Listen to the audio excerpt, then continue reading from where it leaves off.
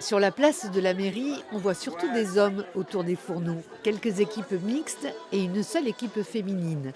Pour la viande de bœuf, Louise, Élodie et Émilie ont imaginé d'y mettre des oignons, des poivrons, du Beaufort, de l'huile d'olive, du soja, des herbes de Provence.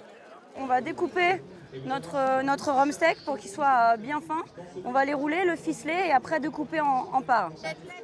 C'est Louise qui a eu l'idée de concourir, mais elles n'ont pas eu le temps de s'entraîner. Elodie, là, dernièrement, était en transhumance. Du coup, les brebis montaient en montagne. Émilie travaille toute la journée et moi, je traverse la France. Alors, c'est très compliqué.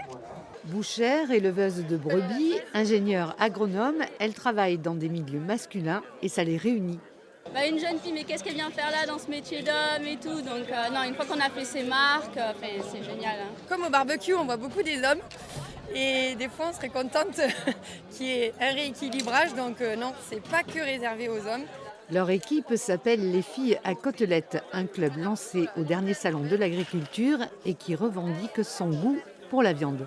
On est souvent en train de nous dire c'est bien, vous mangez de la viande les filles, mais quand on veut en reprendre, on nous regarde un peu les gros yeux du style tu veux pas grossir, on est là, bah oui mais bah non en fait, hein, on fait ce qu'on veut. Et puis effectivement il y a beaucoup de choses dans notre société aujourd'hui qui nous disent un petit peu ce qu'on doit manger, comment on doit manger tout le temps. Et nous on est partisanes de dire que les bons produits c'est bon pour la santé. Comme les autres, elles ont eu 2h30 pour préparer ce barbecue avec le même matériel et des viandes de la région.